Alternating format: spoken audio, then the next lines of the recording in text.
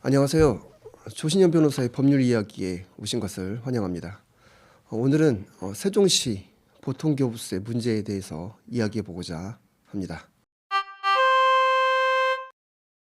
보통교부세란 지역 간의 세수 불균형을 조정하기 위한 제도입니다. 국가가 재정적 결함이 있는 지방자치단체에 대해 세금을 교부하며 이로써 모든 지방자치단체가 기본적인 행정 서비스를 균등하게 제공할 수 있도록 국가가 지원하는 제도가 바로 보통교부세입니다.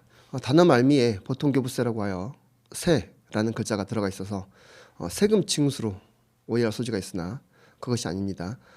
국가가 이미 거둔 세금을 바탕으로 지방자치단체에게 나누어주는 제도가 바로 보통교부세입니다. 지난 10년 동안 국가 전체의 보통교부세 총액은 거의 2배 가까이 늘었습니다. 하지만 세종시에 교부되는 금액은 오히려 줄어들었습니다. 세종시 인구가 꾸준히 증가하고 행정 수요가 날이 갈수록 커지고 있음에도 불구하고 보통교부세는 오히려 줄어들었다는 것은 분명히 이상한 일입니다. 이 문제의 근본적인 원인은 보통교부세 산정 방식에 있습니다. 세종시의 경우 세종특별자치시 설치에 관한 특별법이 있음에도 불구하고 지방교부세법 시행규칙에 따라 보통교부세를 산출하고 있습니다. 바로 이것이 문제의 출발입니다. 보통교부세는 지방자치단체별로 재정 수요액에서 재정 수입액을 뺀 재정 부족액을 기준으로 계산됩니다. 재정 부족액이 많을수록 지방자치단체에게 교부되는 교부세를 더 많이 주게 됩니다.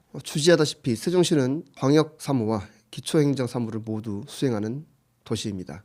하지만 현행 시행규칙 지방교부세법 시행규칙은 세종시를 광역사무만 수행하는 곳으로 간주하고 기초사무를 상당 부분 제외했습니다. 반면에 기준 재정 수입액을 계산할 때에는 광역세와 자치구세를 모두 포함하고 있어서 불균형이 발생합니다. 그래서 보통교부세가 세종시에게 적게 배분되고 있는 구조입니다. 세종시에 교부되는 보통교부세의 불합리성은 인근 지역과 비교해보면 더욱더 뚜렷하게 드러납니다. 인구가 약 10만 명인 공주시의 경우에는 보통교부세 교부액이 4천억 원이 넘습니다.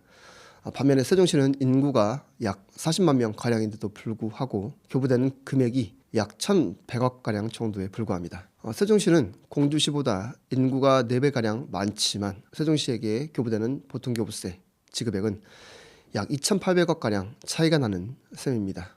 물론 보통교부세의 경우에 인구수가 절대적인 계산 방식 요소는 아닐 수 있습니다. 하지만 보통교부세 존재의 의미는 지방자치단체 간의 재정적 불균형을 해소함으로써 각 지역의 시민들이 공평하게 행정 서비스를 누리도록 하자는 데 있습니다. 그렇기 때문에 세종시 보통교부세의 산출 방식은 불공평하다고 할 수 있습니다. 이러한 불공정성은 조속히 해결되어야 하겠습니다. 같은 단층제 구조로 출범한 제주도와 비교하면 그 격차는 더욱더 크게 드러납니다. 제주도는 제주도 특별법에 따라서 기초사무 수행분을 인정받고 있어서 인구 약 60만 명인 제주도가 보통교부세 1조 8천억 원 가량을 교부받고 있습니다. 세종시보다 금액으로는 17배 이상 많은 것입니다. 결국 세종시만 현행 시행규칙, 지방교부세법 시행규칙의 틀에 갇혀 불합리하게 차별받고 있다고 할 수 있습니다. 그렇다면 어떻게 해야 될까요? 이러한 불합리함을 해결하기 위한 방법은 무엇일까요? 그 방법은 생각보다 간단할 수 있습니다. 바로 세종특별자치시 특별법을 적용하면 될 것입니다. 그동안 행정안전부는 세종시 특별법이 존재함에도 불구하고 지방교부세법 시행규칙을 적용해 왔습니다.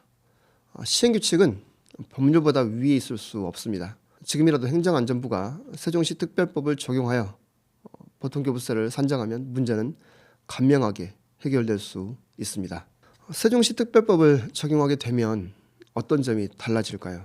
우선 재정 수요액을 계산할 때 시도 항목뿐만 아니라 시, 군, 구 항목을 반영할 수 있게 됩니다. 그래서 세종시에도 기초사무분을 인정받을 수 있게 됩니다. 이렇게 해야 세종시법의 취지에 맞게 행정 수요가 정확히 반영될 수 있습니다. 보통교부세 불합리성 해결 방법 두 번째는 지방교부세법 시행규칙 자체를 개정하는 방법입니다. 행정안전부 장관이 지방교부세법 시행규칙 별표 2에 존재하는 특별자치시 항목을 삭제하면 됩니다. 계속하여 말씀드리고 있지만 세종시는 특별법상 광역과 기초 기능을 모두 수행하고 있으며 특별법 제8조에 따라서 그 모든 기능을 적용하도록 하고 있습니다. 반면에 지방교부세법 시행규칙 특별자치시 항목을 두고 있기 때문에 이를 삭제하면 되는 것입니다. 보통교부세의 불합리성 해결 방법 세 번째는 바로 법적 구제 절차의 적극적인 활용입니다. 세종특별자치시장은 지방교부세법 제13조에 따라서 부당한 보통교부세 산정에 대해 공식적으로 이의 신청을 할 수 있습니다. 그것이 되지 않을 경우 바로 헌법재판소에 관한쟁의 심판을 청구하는 방법도 있습니다. 관한쟁의 심판을 청구하는 것이 더욱 간명하고 유효적절한 방법이 될 수 있을 것입니다. 이 문제의 본질은 단순히 세종시만의 재정적인 문제가 아니라 지방자치단체의 균형 발전이라는 국가적 과제와도 직결됩니다. 세종시는 아직 산업 기반이 약하고 재정 자립도가 비교적 낮은 도시입니다. 중앙행정기관이 모여있는 도시이기는 하지만 세수는 그리 크지 않습니다. 그렇기 때문에 세종시가 재정 자립을 할 수 있는 단계까지는 보통교부세는 단순한 지원금에 머무는 것이 아니라 도시의 성장과 자립을 위한 기초적인 자양분이 될 수 있을 것입니다. 보통교부세에 관한 현행 제도가 세종시의 특수한 구조를 제대로 반영하지 못하고 있다면 그 제도는 반드시 고쳐져야 합니다. 실제로 지난 10월 1일에 세종시에서는 보통교부세 산정 방법 개선을 요구하는 기자회견이 열리기도 하였습니다. 이 자리를 빌어서 다시 한번 요청드립니다.